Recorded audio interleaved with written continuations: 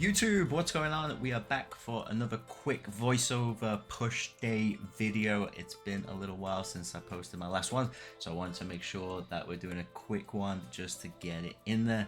And make sure you stick around on this video because we do have a little AM/PM split going on, so there is some bonus BFR work at the end, and I'm talking through how to utilize that in your push legs pull split.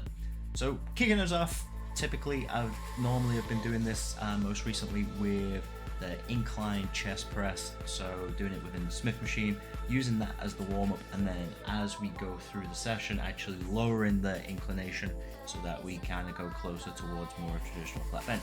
Now the one thing I will say is the resistance profile on this Smith machine does not feel as smooth as other Smith machines that I've used, so don't be discouraged by the amount of weight on there. That is a 45-pound bar, and yes, I'm not doing a crazy amount of load, but for some reason it just doesn't feel as smooth as other typical machines that I've used in the past, so that's going to be my excuse for this one. So as with all of these, it's always going to be 2 working sets right now. We're generally working into the 0 to 1 reps in reserve, so that's reps left in the tank.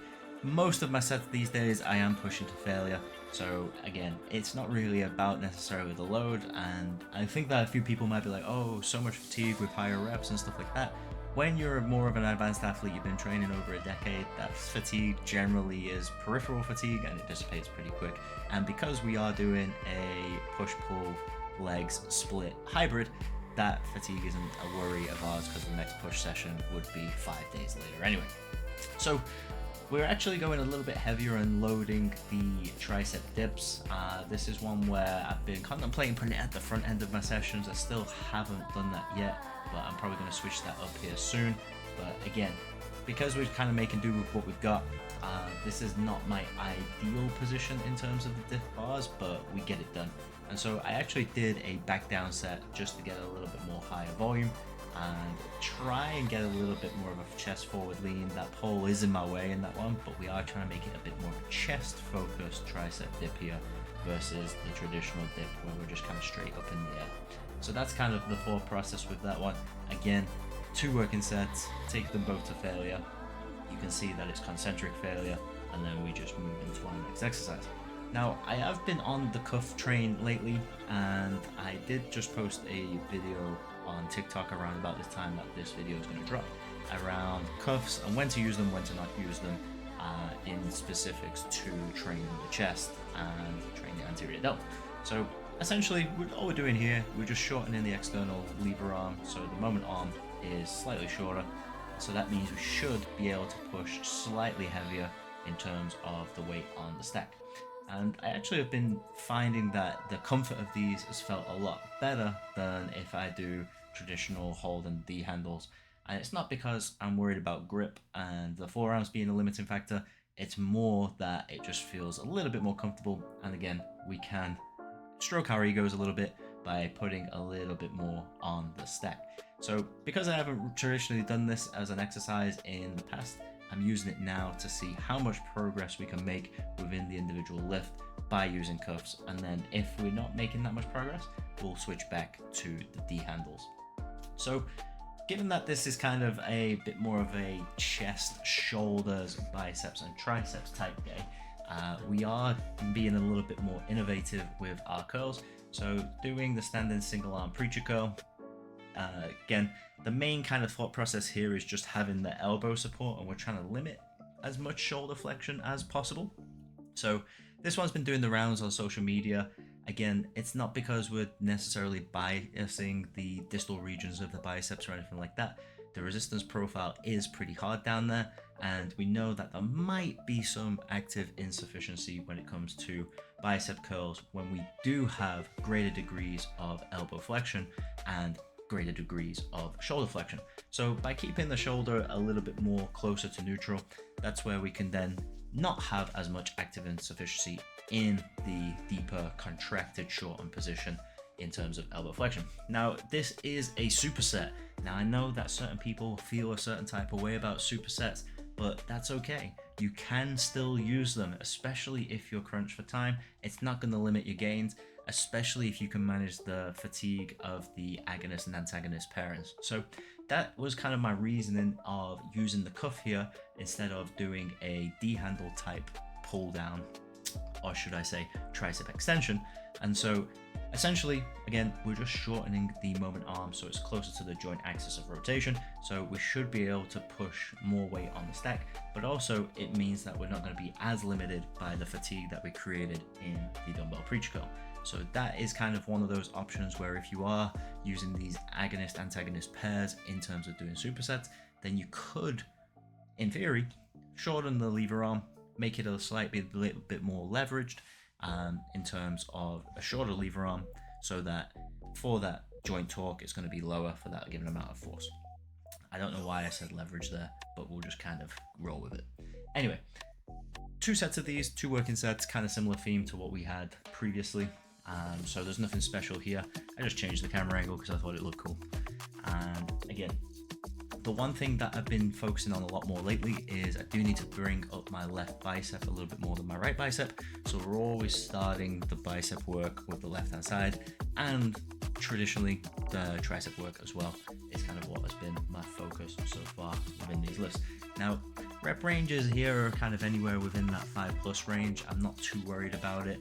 Again, I do see people that are like crazy repping 80s and 90-pound dumbbells. I'm not sure how they have that much elbow flexor strength, but unfortunately I'm not one of those people, so I'm still stuck within the kind of 40 to 50-pound range, 60 on a good day. But again, I am finding that my triceps are actually progressing a lot faster in these movements as well, and it might be because of using the cuffs. I'm not ready to say that for certain yet, but I've definitely seen a little bit more low progression within the triceps, which would kind of make sense given that there is 3 muscles there instead of the 2 when it comes to the bicep brachii. So again, maybe it's just that preacher overall just has a slightly harder resistance profile compared to this more neutral shoulder position push down tricep exercise. And so again, we just hit failure, and then with this one decided to do another pairing, this time hitting the incline curl. A lot of people have generally vaulted the incline curl through misinterpretations of data. They think that the preacher curl is better because a couple of papers had some rather shoddy statistics in terms of showing that it had greater distal region hypertrophy, and some people had more proximal hypertrophy when it comes to the incline curl. So my process is, if we're thinking about it being that there is distal regional hypertrophy in the preacher and then proximal in the incline, why not just train both of those in the same session? And then that way we're kind of covering the bases if we do think that is a statistical meaningful difference. Now, again, I'm a big fan of the tricep overhead extension. There's some data to support that it has greater effects on growth of all 3 tricep heads. Again, some people debate this because they say that triceps don't necessarily respond to a longer muscle position, and my thought process here is actually more so of the distal attachment and probably the interaction with the tendon being lengthened rather than actually being the actual triceps themselves that are being lengthened. So that's where I think we might see greater growth with the long head. Anyway, this is the PM bit of the session that I was talking about, so it looks like it's in the same frame and the same video and stuff, but we have switched out for our BFR. So you'll notice that there is a strap on my arms, and this cuff is embedded in the garment. This is a Hytro t-shirt, so this is a practical way of getting your BFR in without buying super expensive cuffs. So this one right now, you might be thinking, why would you cuff below the shoulder and then do a shoulder exercise? Well, we're still limiting some venous return there. So although it's not fully occluding things like the delts, it is limiting the venous return and the blood supply there. So at least there's going to be a little amount of pooling, and it means that we can generally work at a slightly lighter load and still get the same mechanical signal. So creating slightly bit more of a favorable hypoxic environment, and that's what's going to stimulate our higher threshold motor units, and then that's why BFR stimulates hypertrophy in this case. And because we didn't really get as much shoulder work in during the main AM session, this is where we then prioritize it for the PM. Now, I do switch this around a little bit at the moment. I play around with it just to kind of bring up certain weak points. So today's focus was delts and shoulders with a little bit of arms. Whereas in other sessions, you might see that I'll just strictly do arms, or I might do a chest and arms, I might do back and arms kind of thing. So we can generally just use BFR to increase our frequency and touch points of certain muscle groups that we might not necessarily be able to hit as much during specific primary sessions. So finishing us off here, we're hitting just some standard seated hammer curls. Again, another variation that for some reason people don't utilize as much. And yet we can definitely load these a little bit heavier than our normal conventional curls, obviously because of the lack of supination, but also this is a prime and candidate to do a slightly heavier load with BFR. And that's pretty much it. That's the whole session. Nice and simple. You can utilize BFR with your AM/PM split, get more frequency, and get jacked.